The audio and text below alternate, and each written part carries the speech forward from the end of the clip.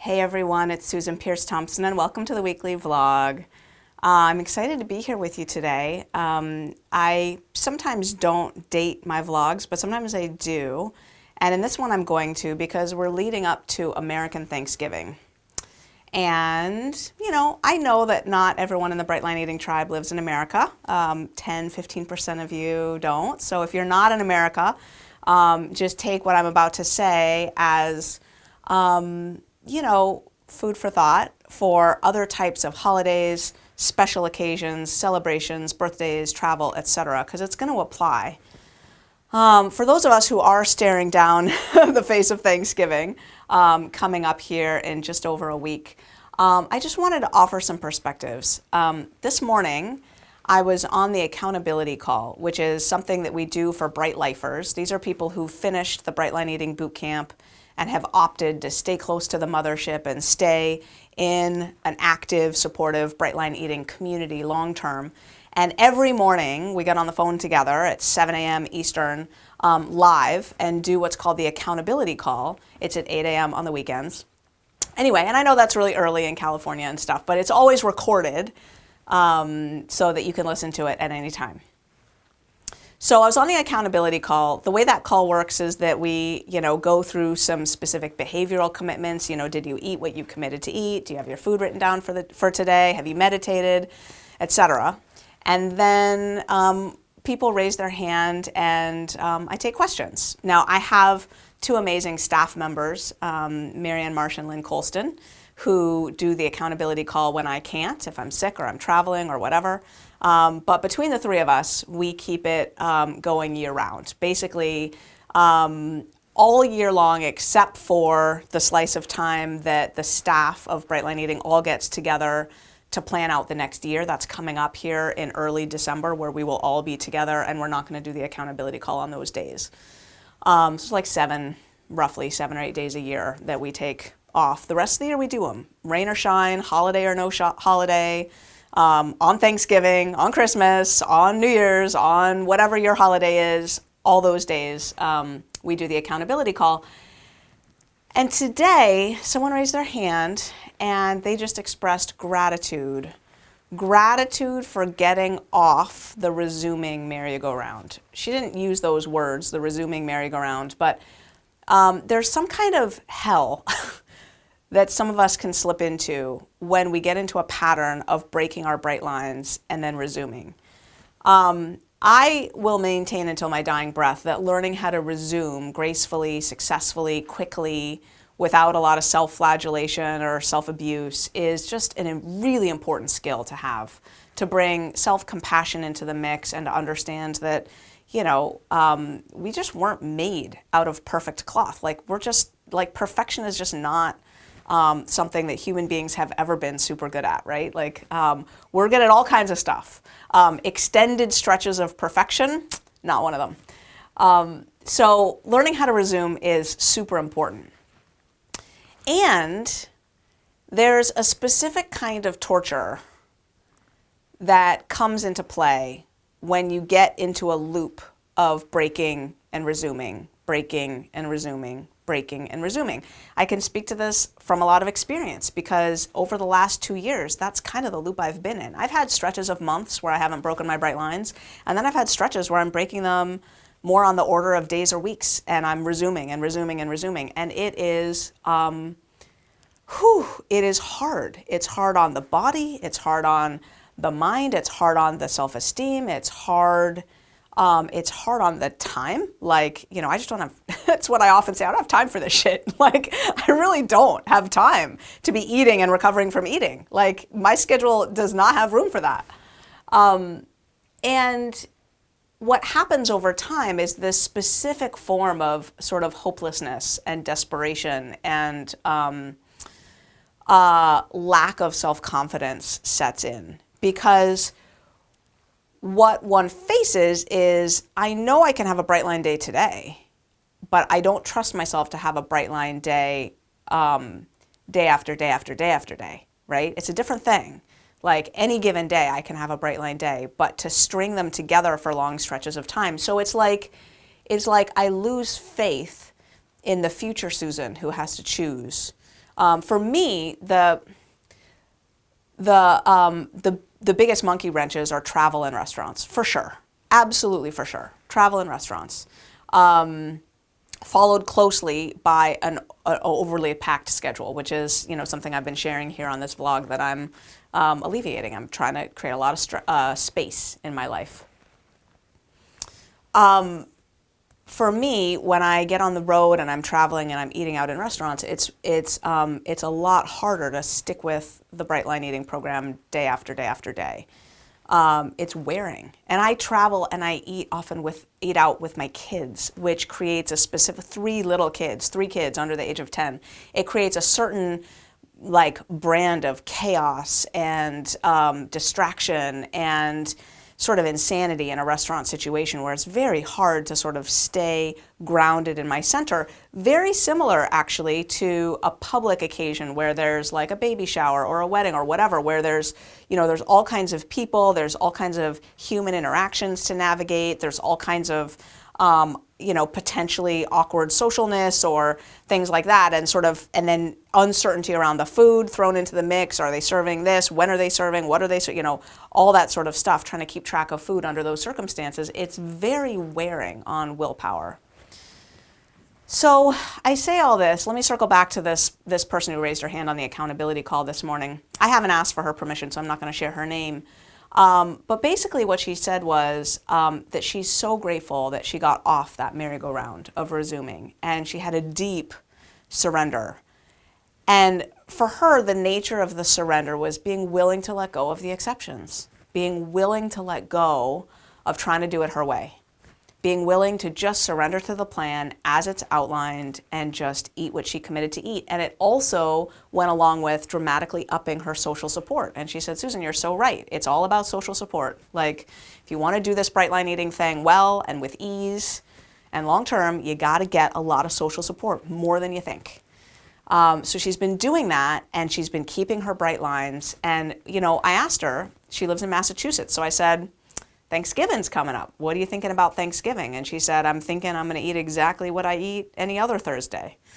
And I said, good girl, good girl. Here's what I've seen, because we've been doing Bright Line eating now. This is the fourth Thanksgiving that I will be navigating through with the Bright Line eating tribe, in the mix. For me, it's the 15th consecutive Thanksgiving eating this way. I've never broken my bright lines on Thanksgiving. I've never eaten anything other than, 4 ounces of protein, 6 ounces of vegetable, 14 ounces of, whatever, the big salad, whatever. I don't get 6 ounces and 14 ounces, but you get the idea, right? And even though I've never broken my bright lines on Thanksgiving, I have broken my bright lines at this time of year before. And I am well aware, because of the strain on me personally of this Bright Line eating movement, sort of feeling like a series of consecutive birth contractions, like waving through my life and my body over the last 3 years, and the stress of that. I'm well aware of the breaking, resuming cycle. And what I've seen in our tribe is that around Thanksgiving and then December, and then, stretching a little bit into January, what happens is some people fall off the wagon and get into a breaking, resuming cycle. And it's a merry-go-round that is maddening. And so I want to tell you where it starts. It starts with the saboteur whispering for an exception, whispering for a way that Thanksgiving would be a little warmer, a little more exciting, a little sparklier, if you just had a way to work in a little more different, better food. And it starts with the tapes playing in your head, the whisperings of the saboteur trying to convince you that that's a really good idea. And what I've seen is that for many people, that leads to exceptions in December. All through, if you think about what December looks like, right? It's a month that is, if you live in this sort of holiday culture that I'm talking about here, the American, holiday party, etc. culture, December is not going to be any easier. right? And once you've made that exception for Thanksgiving, it sets the stage for more. All of a sudden, the saboteur has more ammunition, especially if it goes well. See, here's the thing, is that if that exception, let's say you navigate it and you put boundaries around it and you know, and you stick to it, whatever your deviation is, right?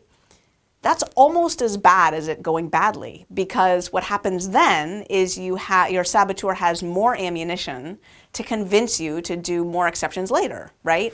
And all of a sudden, you're in this realm of negotiating with the saboteur. Well, maybe, and do you hear like how the tapes start going in the head? Well, maybe all this, maybe this, and all of a sudden your thinking is bound up again with what you're eating or not eating, whether you're going to stick with your plan or not stick with your plan, how well you did or didn't do last time, how you're going to try it this time, and on and on and on. And the peace with food just whoosh, it just vanishes. At its worst, this resuming merry-go-round sets up a situation where you just can't trust yourself anymore with food, where you're facing a situation where you don't know if you're going to be able to say no to the saboteur when it starts to suggest that now you might want to get some more. And then you get spit out the other end in January, when of course everybody redoubles their efforts. And now you're in a diet mentality where January is going to come along and you're thinking, now I'm going to shore up my efforts, right? Maybe it works, maybe it doesn't work. But in any case, circle around to next year, you're facing Thanksgiving again, or I guess it starts with Halloween, right? You're facing the holiday season again, and the entire structure is that much weaker because you didn't make it last year, right? Like you navigated through the whole season. So now you have cues that have gone through one annual pass of laying down in your brain the fiber tracks of breaking and resuming all through the holidays. And that's going to be the go-to default next year. Now it's going to take a lot of effort to undo that for next year, to do it differently for next year. If you fail to be strong at some point and just talk back to that saboteur and say, no, I'm sorry, Thanksgiving is a Thursday, and I'm not eating any differently than I eat any other time. My Bright Line eating program is super important to me. You're not convincing me to eat otherwise on that day. If you fail to do that, you set yourself up potentially for the breaking and resuming merry-go-round to just keep being the tail wagging the dog over and over and over and over again. So here's what I probably shouldn't say now, but I'm going to. Bright Line eating is not one solution. When I formed the company, I chose the name Bright Line Eating Solutions, LLC.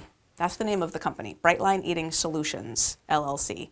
I put that S on the end of solutions on purpose. And when I was filling out the form at the post office to form the LLC, I was filling out the form. It's like, what's the name of your LLC? Bright Line Eating Solutions. I was staring at that S and I thought, there is not one way to do this. People are different.